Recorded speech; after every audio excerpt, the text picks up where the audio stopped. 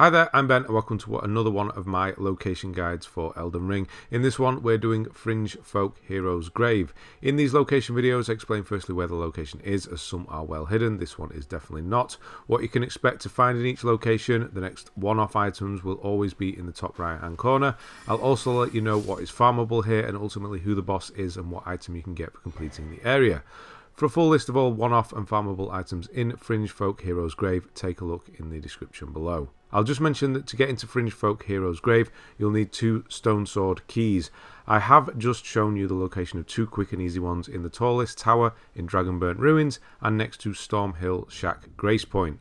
Another thing you'll want is a bow. Any one of them will do. The merchant next to the entrance of Coastal Cave just south of the Church of Ella has one if you need one. Fringefolk Hero's Grave is located at the very beginning of the game next to the stranded graveyard Grace. You remember the fog wall as you left the tutorial? That's the place. So once you have 2 Stonesword Keys, go to the stranded graveyard Grace Point and then, yeah, let's get started. So this is where you put it in, this Imp Head here. Go up to it and you'll put 2 in. You do need 2. You can see whether these Imp Heads need 1 or 2. It will have one already sticking in one of the heads, usually the lower one if it needs just the one. Yeah, and then it opens up the fog wall and you can carry on. This is poison below. I'm going to skip this. Well, I'm not going to skip it. I'm going to do a little bit of a jump and just run through it. No need to go down the ladder. You won't take any damage falling. Yeah, so if you are here for killing the Chariot, we will be doing that. It isn't for a while. If you're wondering who the Chariot is, by the way, it's this guy coming up the top. He is instant death if he touches you. Although the back of front of him, the bits that aren't spiky don't actually kill you, but it does turn, so it will kill you. Yeah, it's going to be a while before we actually kill it, but you are going to need to go down this same path that I'm going to now. So I'm just going to let him come up so we can get a good angle on what we're doing here. Just grab that item.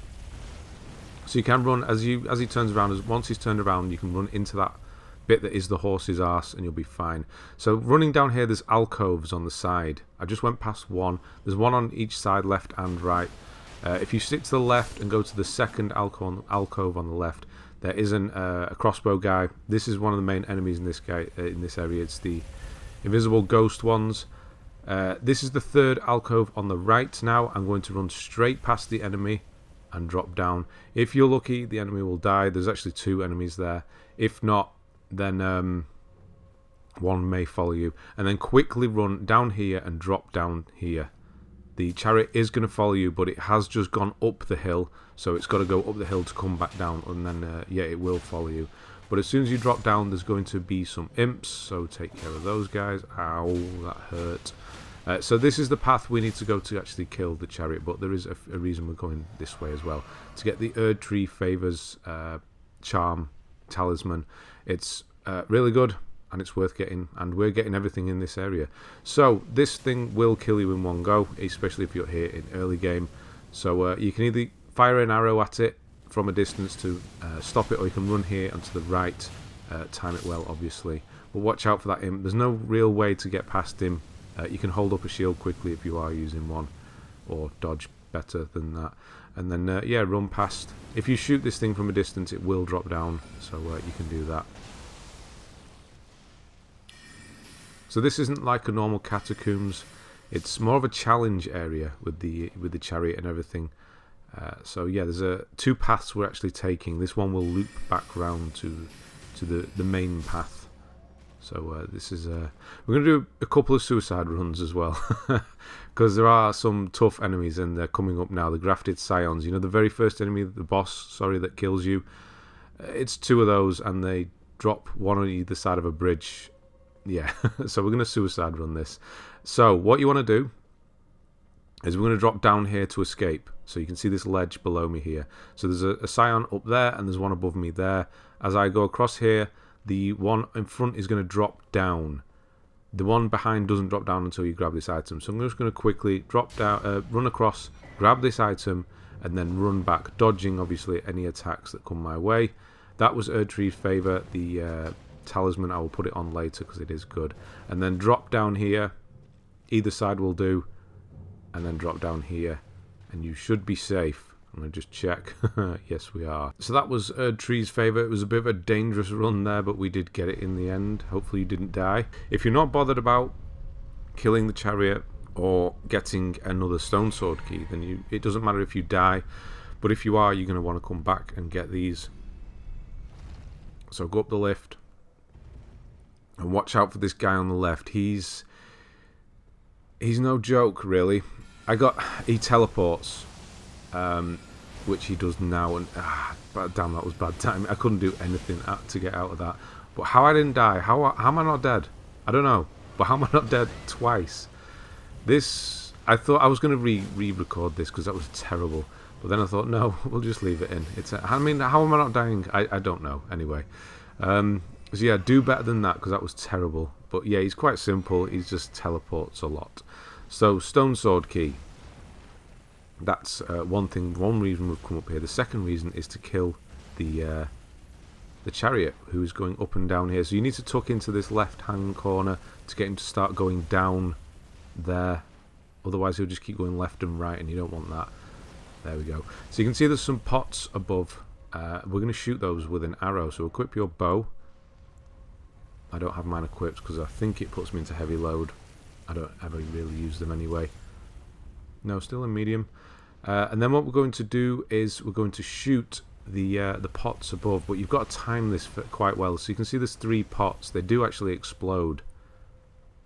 So you're going to want to wait for it to come up, and you'll hear it hit the wall and start turning around. And that was too... I'm completely missed as well. Bear with me. So as it comes up and hits the wall, I do miss with this first one. I waited too long. I shouldn't have... Yeah. All you need to do is actually hit it. So we're going to hit it with this second one. So as it hits the wall, start shooting. Because it does actually... The animation obviously takes a while. So it will turn around and you'll hit it. And you'll get Erdtree Greatbow and 10 great arrows. Now that's kind of the unimportant thing really. The main thing here is that thing is dead forever. So we can safely navigate this place without any interruption. I'm going to just run back up to the grace point and start again to refill all of everything, basically all my health and my blue flask, the cerulean tears, because we are going to need that for the boss and the rest of the area. So I'm just going to teleport back. You can actually teleport while in here. So I'm going to go to the stranded graveyard and start again. And yeah, I'll show you that it does not come back. We are completely free of that stupid chariot. So yeah, makes this area a lot easier. So we're going to go to the main boss of this area now. If you know who the main boss of this area is, or know who the Ulcerated Tree Spirits are, then you'll know why I'm saying they're not fun. But they are simpler than you may initially think, that's for sure. So I'm just going to get rid of him, and then we're going to kill these 2 here to clear the way. Nice and simple now. It's so much better without that thing rumbling around, chasing us down. And we're just going to go to a separate branching path now to grab something else. But yeah, we're free to run down here. So this is where we dropped off earlier on. So there is an item down here we need to grab. Just gold rune 5, but there you go. So the Dragon Communion Seal is what we're going grabbing now. That is something that allows you to cast incantations. So fire magic, as you would say, pyromancy, whatever you want to call it. They don't use pyromancy or the name pyromancy in this game at all. So we're going to go and get that in a moment. There are a few enemies up here. They do teleport these, so running away from it is not the best idea, although I will do it to get to the boss because there are a lot of them on the way to the boss. And that when you go into the boss, there is a Stake of Marika, so you can just run in, die with the intention of dying, and just start again. Fight the boss, because that's what I'm going to do, basically. Yeah, so the boss that we're going fighting, the Tree Spirit, is actually weak to fire, so if you are an incantation build, this is going to be easier for you. If not, you're going to want some fire pots or some sort of fire grease or something like that. It's not essential if you have the same staff as I do, the meteorite staff. I do have a video of where to find this if you need it. That will also be fairly simple. You're going to want quite a hefty summon as well. That's also going to help with the Tree Spirit. There's just no easy way to kill these guys. So that's the Dragon Communion Seal there. That allows you to... It's basically a weapon. It doesn't look like one, but it is. It's the same as what the staff does for normal sorceries. And then some Dragonwound Grease. Yeah, and then we're going to do another rundown. So if you might die along the way, hopefully not. We're going to run all the way down to the bottom and ignore the enemies. There is a grave Glovewort 1 halfway down. So if you need that, grab it as you go down. But yeah, this is a run straight to the boss now. We're just going to run all the way and go straight through the boss fog. And I am going to die. That's fine. I didn't have the right spirit selected as well, so that's part of it. Yeah, I thought, no, I remembered, yeah, no, that loads of them spawn here. So we've got 2 there. And then as you run down, you got 2 more there, 3, one other one there. They do teleport as well, so they are going to follow you very quickly. Serpentine there so I don't get hit. And then, yeah, I'm just going to run in because that's going to kind of reset the area if I die. If you are comfortable of running straight in and doing the fight, then obviously go for it. I realised when I came through that I didn't actually have the right spirit, so I thought I'd just die. We'll be fine. Yeah, I had the wrong one, so that's fine. Yeah, see how difficult this one is? One hit kill. That's fun, isn't it? Right, so I'm going to go back in now using the Stake of Marika.